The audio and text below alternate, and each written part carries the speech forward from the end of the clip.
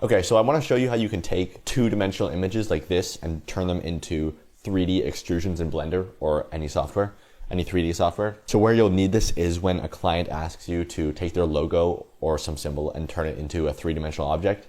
That's how you do this. But where I've also found this technique here really, really useful is recently with Midjourney, just being able to generate some insane, super intricate patterns in Midjourney and then taking that and putting that into 3D.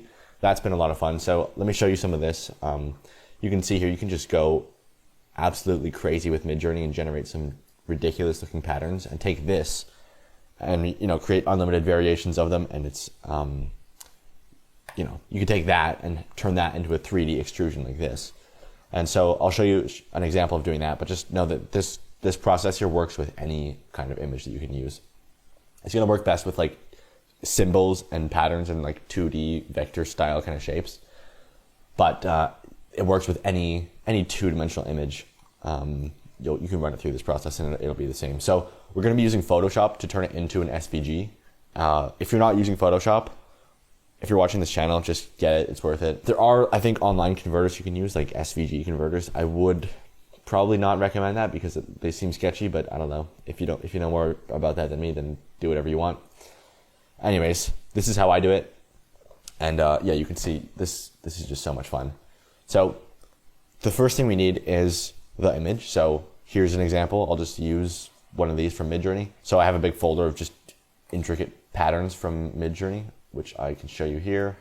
I just have a big folder of like stuff like this, of just faces and eyes and stuff carved into patterns and just cool symbols and stuff. So I'll take one of these and I'll show you the exact process that I use to turn it into an SVG and then use it inside Blender. Let's open up Photoshop, and then the first thing I'm going to do is actually not drop the photo directly in here. What I'm going to do is create a new document. Now, Midjourney exports images at 1000 by 1000 usually, but I actually want to make the document here a bit bigger because I find that just works better when making a selection. And you'll see why that's important in a second. But we're going to hit File, New, and let's just do 3000 by 3000. Seems to be a good amount for me. You don't have to use that exact number, but that's just a good amount that has worked for me, so I'm going to use that. And now once we have this 3000 by 3000 document, I'll just take any of those Midjourney patterns I just showed you. So I'll just take this one, for example. Just take that, drag and drop it into this thing in Photoshop, and now just hit Enter.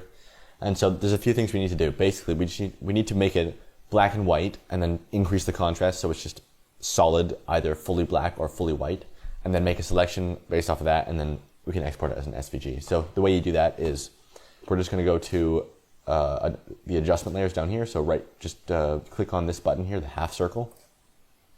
Click on Hue Saturation and just drop that to 0. So desaturate it. Let's create a curves adjustment layer. And then we can just use this as like a color ramp in Blender. Just kind of crunch this to any point that seems like it gave me some like finer sketched out like details in here. I don't want any of that. I just want as close as I can get. I just want as close as I can get to like fully black or fully white. So just tweak this until you find a good balance that seems like it would look good. If you could just picture this extruded into 3D, just picture what that would look like, and just pick a value or an amount here on the sliders that seems like it's going to be right.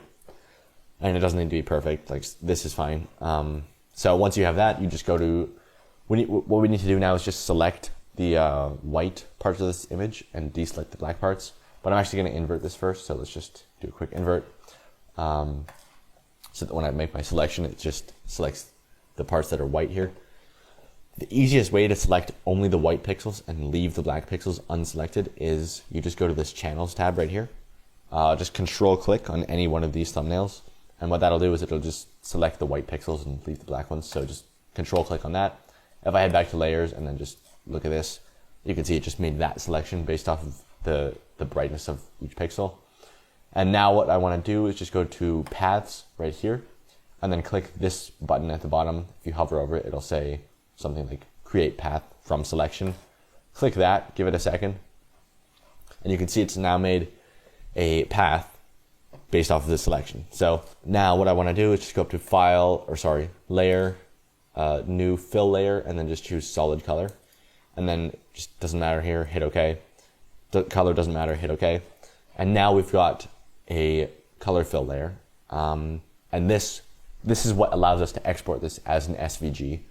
So if you don't do those steps and you just try and export it as an SVG straight away, it won't work and you'll be wondering why.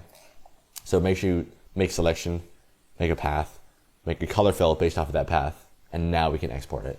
So all you do is just go File, Export, Export As, just choose from the drop-down menu here, Format, just choose SVG, Scalable Vector Graphics, and then we can just hit Export, choose somewhere, desktop, doesn't matter. I mean, for you, organize it, but for me, it doesn't matter. And then let's just go back to Blender. We can just go File, Import. So we just want to import the thing we just exported. So there's two options here. SVG is grease pencil. Don't choose that one. Choose the one down here that says Scalable Vector Graphics.svg. This one right here, click that. And then we can just choose the thing we just made. And you won't see anything at first, but it's actually in here. For some reason, when you import it, it doesn't make a selection. So you just have to like find it in the thing over here. So just click that. And there we go. So it's in there. And now what I want to do is just like move it over here. I'm going to set the origin to the center of the geometry. If you don't see that function, you just hit F3, type origin to geometry, and then just save that to your quick favorites or shortcuts. Okay, so we've got this now. I'm going to delete the texture on it because it's just making it annoying to look at. So it's now in here, but it's just a 2D thing right now. The way you extrude it into a 3D thing is, right now it's actually a curve technically. So this lets us just choose this, if you go to this menu down here, this green thing, and then just choose extrude, just turn that up a little bit. So we'll just do like 0.01 or something. That'll be fine. And there we go. So we've got it in 3D now. If you want to bevel this, you can, but the more intricate it is, the more it's going to be fucked up in the bevel, and I wouldn't recommend it going it too far. But what you can do is you can turn this up slightly, so like you can do, wow, that's way too much. 0.0, let's try one more zero. You can do it a little bit, and then you'll get all these weird lines shooting off. If you just convert that to a mesh, so right click, convert to mesh, and then just go to edit mode, and then just kind of select these parts like this, and then just Control L to select linked geometry. Then you can just delete that, and then you're like left with a cleaner version. It's not perfect. Like when you bevel it, you will see some imperfections, but it's as long as you don't push it too far, it'll be fine. One thing just to note here that I forgot to mention is the less intricate your pattern is, the easier it's going to be to get a good result. So normally when I've done this, it's been fine, but in this example, it actually kind of messed up, and you can see the eye was like inverted on one of these. So if you have really fine lines and fine shapes, it's gonna increase the risk of like messing it up. Like you can see here, I think something in here got really messed up. But so yeah, just try and when you're dialing in your color ramp or your curves rather, just find a place that's gonna be leaning towards maybe like the less intricate side. And same thing with the pattern. Like I've tried using like super intricate patterns, way more than this, and it's been just a mess and really hard to use. So just try and keep the bigger shapes, like the chunks of like white in here, just as simple as you can while still being like a cool pattern, and that'll just give you a better result more often.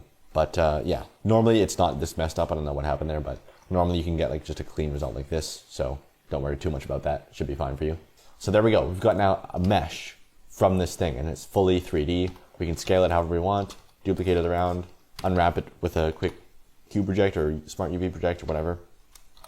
Put a texture on it, throw some lights in there, and before you know it, you've got something like this. Just, you know, you stack them on top of each other, do whatever you want.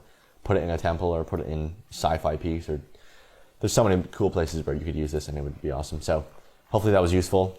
And yeah, I'll see you around. Bye.